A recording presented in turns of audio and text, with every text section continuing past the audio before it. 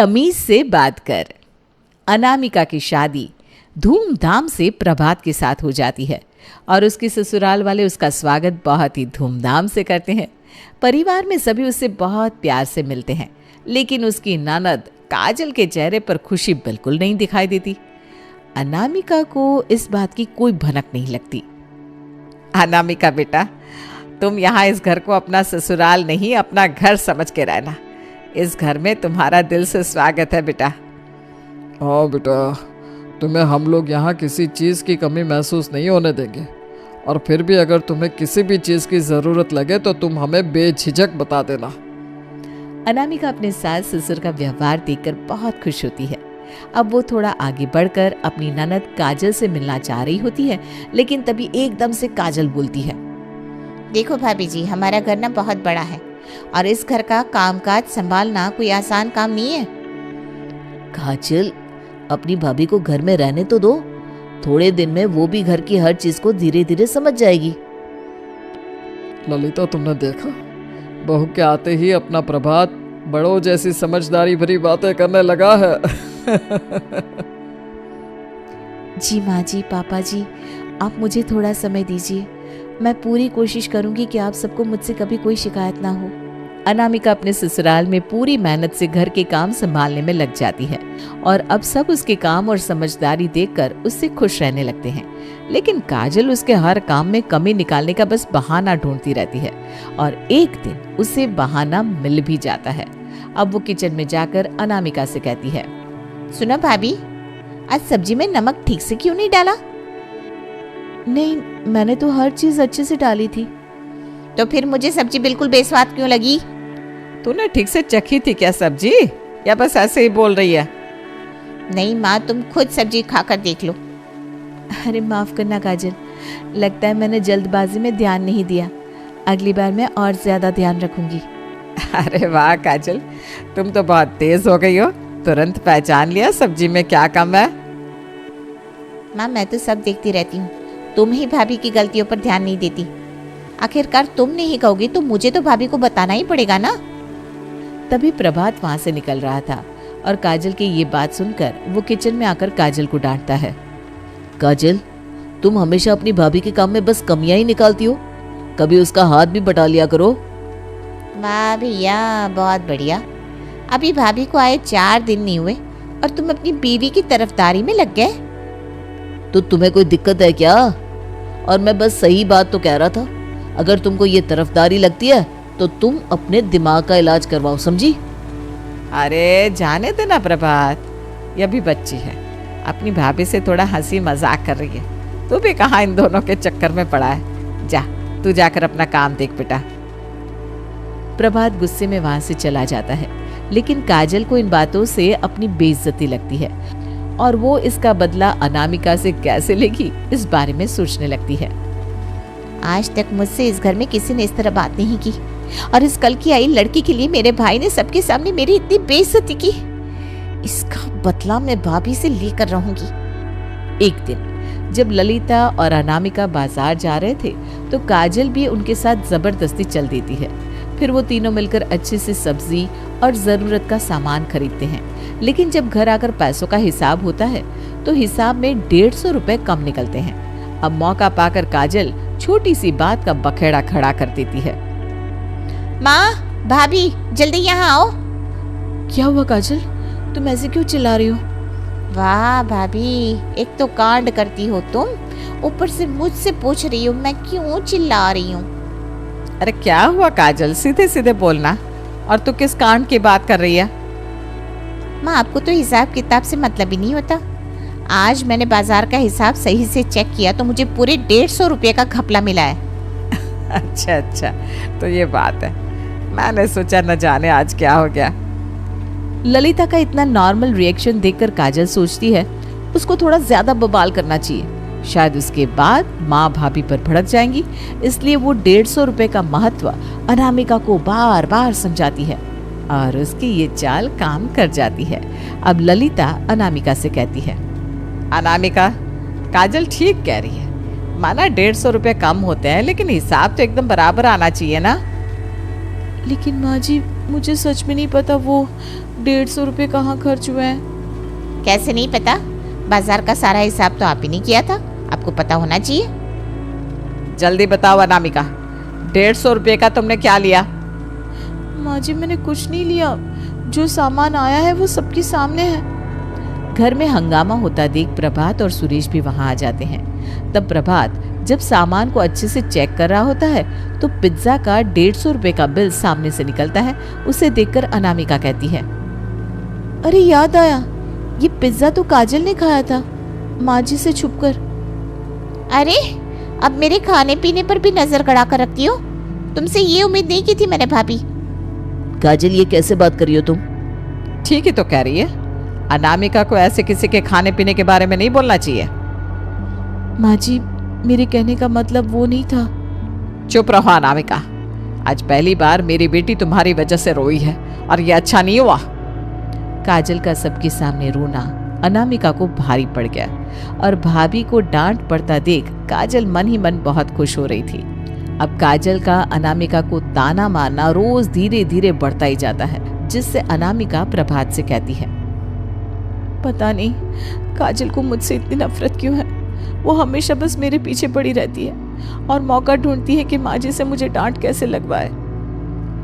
देखो, ये तुम लोगों के बीच का मामला है, इसे तुम्हें ही संभालना पड़ेगा। अरे पर मुझसे अब ये रोज रोज का टोकना नहीं झेला जाता। अरे कुछ दिन सहन कर लो, उसके बाद वैसे भी उसे शादी करके ससुराल जाना है। एक दिन ललिता के घर कुछ मेहमान आते हैं। सब बैठकर वहां मेहमानों से बात कर रहे थे। अब काजल उन मेहमानों के सामने भी उल्टी सीधी बातें करने लगी, जिससे अनामिका को बहुत बुरा लगता है। वो अंदर ही अंदर सोचती है पर कुछ कहती नहीं। अरे भाभी, मिठाई में इतना कम घी, क्या मेहमानों के सामने हमारे घर की नाक कटवाओगी? अरे नहीं नहीं काजल, हमें मिठाई बहुत अच्छी लगी। अनामिका ने तो बहुत स्वादिष्ट मिठाई बनाई है। लगता है काजल तुमको मिठाई पसंद नहीं आई। मैं अगली बार और अच्छे से बनाने की कोशिश करूंगी। काजल, सबके सामने ऐसे ताने मारने की जरूरत नहीं है। अनामिका ने बहुत मेहनत की है मिठाई बनाने में। अरे अब बस भी करो तुम सब। और काजल कितनी टांग खिंचाई करोगी अपनी भाभी की, उसको इस बार बख्श दो बेटा। हर दिन काजल का व्यवहार और कड़वा होता जाता है। अनामिका का मन उदास होता है। वो ये सब सहने की कोशिश करती है पर एक दिन खुद को रोक नहीं पाती और ललिता के सामने अपने दिल की बात कह देती है।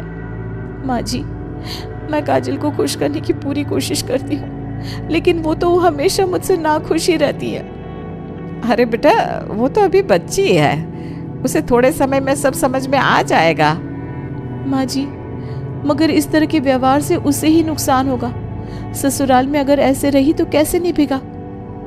ठीक है बेटा, मैं उससे बात करूंगी, मगर तुम भी थोड़ा सहनशील बनो। माँ जी, सहनशील तो बनी हुई हूँ, पर दिल दुखता है जब वो हर बात में मेरा मजाक उड़ाती है। अनामिका एक दिन काजल को समझाने की कोशिश करती है कि हर समय ताने मारने और मजाक करने से घर का माहौल खराब होता है और जब तुम ससुराल जाओगी तो ये सब पसंद नहीं किया जाएगा। काजल, परिवार में सबके साथ अच्छे से पेश आना चाहिए। ससुराल में ऐसा व्यवहार सही नहीं लगेगा। भाभी, मुझे किसी से सीखने की जरूरत नहीं है। जैसे मेरा मन करेगा मैं वैसे रहूंगी, आपको बताने की कोई जरूरत नहीं है। ये एक सलाह है एक बहन की तरह, आगे जाकर तुम खुद को ही मुसीबत में डाल दोगी। भाभी, आप ना मुझे मत सिखाइए, मैं जैसी हूँ वैसी ठीक हूँ। देखो काजल, जब वक्त आएगा तो तुम्हें खुद समझ में आ जाएगा कि मैंने क्या कहा था। तब की तब देखी जाएगी, अभी आप मुझे फ्री का ज्ञान मत दो। काजल की शादी तय हो जाती है और उसे विदाई से पहले उसकी माँ और भाभी मिलकर अच्छे से समझाने की कोशिश करती है। भाभी उसे ससुराल में सही बर्ताव के लिए सलाह देती है, लेकिन काजल तो अपने अंदाज में ही उसे जवाब देती है। काजल बेटा, ससुराल में सबके साथ अच्छे से रहना, किसी का दिल मत दुखाना बेटा। माँ, आप मुझे बच्ची समझती हो क्या? मैं समझती हूँ सब कुछ। काजल, तुम देखना, ससुराल में रिश्तों को संभालना कितना जरूरी होता है, इसलिए तुम सबसे प्यार से ही बात करना, तभी सब तुम्हें समझेंगे। भाभी, आपको मेरी इतनी फिक्र करने की कोई जरूरत नहीं है, मैं अपना ख्याल खुद रख सकती हूँ। बस बेटा, ये नसीहतें दिल में रखना, वहाँ कोई गड़बड़ नहीं चलेगी। अब ससुराल में आकर भी काजल का वही व्यवहार जारी रहता है। वो वहां भी सबको टोकने और ताने मारने में लगी रहती है। एक दिन सुषमा सुबह रसोई में नाश्ता बना रही थी और चाहती थी कि काजल मदद करे, लेकिन काजल तो इसका उल्टा जवाब देती है। काजल बेटा आ जाओ, साथ काम करेंगे तो अच्छा लगेगा। आना तो मैं भी चाहती हूँ, पर आराम का भी हक है ना मुझे, या फिर दिन भर बस काम ही करते रहना है मुझे मम्मी जी? बेटा हम सब घर के ही एक हिस्से हैं, थोड़ा हेल्प करोगी तो सबका मन खुश रहेगा। हाँ, बस यही एक कमी रह गई थी मेरी जिंदगी में। आपकी हर बात मानने के लिए यहाँ नहीं आई हूँ मैं। पर मैं तो सिर्फ कह रही थी। कहने का ही शौक है ना आपको, मुझे मेरी तरफ जीने दीजिए। ठीक है, तुमको जैसा ठीक लगे वो समझो। हाँ तो करूँगी ही, आपकी परमिशन थोड़ी ना मांगी है मैंने। काजल के इस व्यवहार से सुषमा का दिल टूट जाता है, लेकिन वो कुछ कहे बिना वहां से चली जाती है।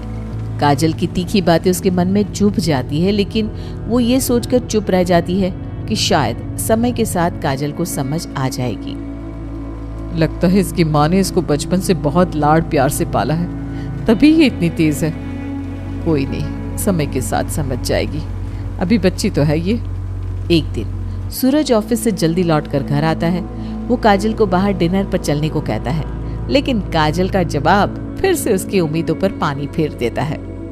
काजल चलो बाहर चलते हैं, कुछ समय साथ में बिताएंगे।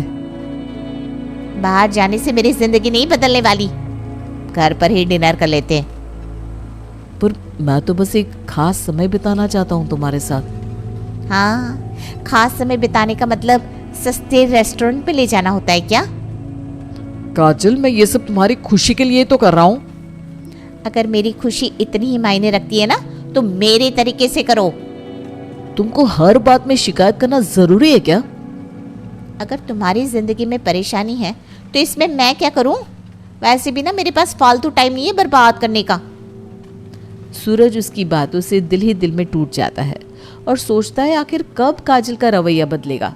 वो उदास होकर वहां से जाकर अपने कमरे में अकेले बैठकर सोचने लगता है। मैं कितनी खुशी खुशी इसे घुमाने के लिए ऑफिस से जल्दी आ गया, लेकिन ये मेरी भावनाओं का ऐसे मजाक उड़ाएगी, ये तो मैंने सपने में भी नहीं सोचा था। पता नहीं ये कब समझेगी। कुछ दिन बाद सुषमा की सहेली घर आती है और सुषमा चाहती है कि काजल अच्छे से पेश आए, लेकिन काजल का तीखा जवाब फिर से माहौल को बिगाड़ देता है। काजल बेटा आओ, मेरी सहेली से मिलो, ये तुमसे मिलने आई है। आप खुद ही मिल लो, मुझे भी फुर्सत नहीं है। काजल बेटा अच्छे से पेश आओ, सब तुम्हें देखकर खुश होंगे। मैंने यहाँ सबको खुश करने का ठेका नहीं ले रखा है। अरे काजल बेटी, परिवार में मिलजुल कर रहने में ही खुशी है। खुशी? सुनो आंटी जी, मेरे जीने का तरीका अलग है, मुझे किसी की जरूरत नहीं है, मैं खुद में खुश रहती हूँ, समझी? काजल मेहमानों के सामने ऐसा नहीं बोलते। तो मत बुलाइए मुझे, वरना फालतू में आपकी सहेली नाराज हो जाएगी। सुषमा और उसकी सहेली इस तीखे जवाब से चुप रह जाती हैं। अब सुषमा को ये समझ में नहीं आता कि इस माहौल को कैसे संभाले। थोड़ी देर में सहेलियों के जाने के बाद वो काजल से बात करने की कोशिश करती है, लेकिन काजल फिर से उल्टा जवाब देकर सुषमा का मुंह बंद कर देती है। काजल मैंने तुमसे कहा था कि थोड़ी शांति और प्यार से रहो, मगर तुम हर बात पर ताने क्यों मारती हो? मैंने तो बस वही कहा जो मुझे सही लगता है। काजल बेटा, हर बात जो तुमको सही लगती है जरूरी नहीं है कि वो सबको भी सही लगे, और इस तरह बोलने से रिश्ते बिगड़ जाते हैं। काजल तुम्हें ये समझ में नहीं आता क्या कि सब लोग तुमसे बड़े हैं और ये लोग तुम्हारी बदतमीजी बर्दाश्त नहीं करेंगे, इसलिए तुम जो भी बोलो संभल कर बोला करो। तो मैं ऐसा क्या ही बोलती हूँ जो सबको मेरी बोली इतनी खराब लगती है? सुषमा परेशान होकर सूरज से काजल को उसके मायके घुमा लाने को कहती है। वो सोचती है शायद वहां जाकर इसका मन बदल जाएगा तो ये अपने आप खुश होकर सबसे सही से बात करने लगेगी। सूरज काजल को उसके मायके ले जाता है, लेकिन वहां सूरज का लटका हुआ मुंह देखकर अनामिका उससे पूछती है, क्या हुआ नंदोई जी, आप बहुत परेशान लग रहे हो? अनामिका के पूछने पर सूरज उसको काजल की सारी करतूतें बता देता है। ये सुनकर अनामिका को बहुत शर्मिंदगी महसूस होती है और वो ये सब ललिता से कहती है। काजल अगर ये सब सच है जो मैं ये सुन रही हूँ तो तुम्हें ससुराल में थोड़ा सही से रहना चाहिए। माँ मुझे मत समझाओ। और भाभी आपसे रहा नहीं गया जो आप मेरी चुगली माँ से करने आ गई? मुझे ये सब नंदोई जी ने बताया है। आपकी नंदोई जी को तो मैं घर जाकर बताऊंगी। 2 दिन मायके में रहने के बाद काजल अब अपने ससुराल आती है और आते ही वो वहाँ हंगामा शुरू कर देती है। ये देखकर उसके सास ससुर उससे गुस्सा होने लगते हैं। अब वो सबको उल्टा सीधा सुनाने लगती है। सूरज, आपको जरा भी तमीज नहीं है क्या? जो मेरे घर में जाकर मैं इस घर में क्या करती हूँ सब बिना सोचे सच्चा झूठा मिलाकर मेरे घर वालों को परेशान कर दिया। अब वो लोग मेरे बारे में क्या सोच रहे होंगे? तुम जैसी हो, बस मैंने तुम्हारी भाभी को वही बताया है। क्या हुआ काजल, जो घर आती ही हंगामा शुरू कर दिया तुमने? आप बीच में मत बोलो। काजल, तमीज से बात करो, मेरी माँ है ये। हाँ, तुमको तो बहुत तमीज है ना, तभी तो मेरी बेइज्जती करके आए हो मेरी मायके में। सूरज और सुषमा दोनों को अच्छे से समझ में आ जाता है कि काजल का तीखा और कड़वा स्वभाव उनके रिश्तों में दरार पैदा करवा देगा। इसलिए वो अब कुछ दिनों के बाद सूटकेस के साथ काजल को दोबारा उसके मायके छोड़ आता है। ये देखकर ललिता और अनामिका बहुत परेशान हो जाती हैं। ये क्या हुआ काजल बेटा, तूने फिर ससुराल वालों को परेशान किया क्या? मैंने किसी को परेशान नहीं किया। वहाँ किसी को मेरा बोलना पसंद नहीं आता, मैं क्या करूँ? अरे क्यों पसंद होगा, तेरी जुबान भी तो कैंची से तेज चलती है। तूने ही कुछ उल्टा सीधा बोला होगा। ये सब तुम्हारी करने का नतीजा है माँ। पहले तो मुझे सर चढ़ाया, अब ज्ञान दे रही हो। सब मुझे वहाँ बदतमीज समझते हैं। बदतमीज को बदतमीज ही समझेंगे ना। मुझे पहले ही लग रहा था तूने ससुराल में कोई बड़ा कांड किया है, वरना कोई दामाद ऐसे ही अपनी पत्नी को उसके मायके नहीं पहुंचाता। हाँ हाँ, सब मेरी ही गलती है माँ, और तुम सब तो दूध के धुले हो ना। अब कुछ दिनों बाद सूरज काजल के मायके में तलाक के कागज भेजता है, जिनको देखकर वहां सबको गहरा सदमा लगता है। अब तो काजल को भी ये समझ में नहीं आता कि वो क्या करे। वो अपनी भाभी से राय लेती है। भाभी, मुझे नहीं पता था कि मेरी इन हरकतों से सूरज मुझे छोड़ देंगे। अभी भी कुछ नहीं बिगड़ा है काजल, तुम अपने आप को बदलो, तब सब सही हो जाएगा। भाभी, मुझे माफ कर दो, मैंने आपके साथ भी बहुत बुरा बर्ताव किया है। कोई बात नहीं काजल, अब तुमको समझ में आ गया है ना। तुम बस जब सूरज आए तो उनसे सच्चे दिल से माफी मांग लेना, सब सही हो जाएगा। ठीक है भाभी। कुछ दिन बाद सूरज काजल को तलाक देने आता है, लेकिन काजल सूरज के सामने फूट फूट कर रोती है और सूरज को रिश्ता ना तोड़ने को बोलकर अपने किए बर्ताव की माफी मांगती है। ये देखकर सूरज उसको आखिरी मौका देने के लिए अपने घर ले जाता है और अब अपने ससुराल में काजल बहुत अच्छे से बर्ताव करती है और सभी उससे खुश हो जाते हैं। तब एक दिन सूरज काजल को बताता है कि तलाक देने वाली बात एक मजाक थी। ये सुनकर काजल हंसने लगती है।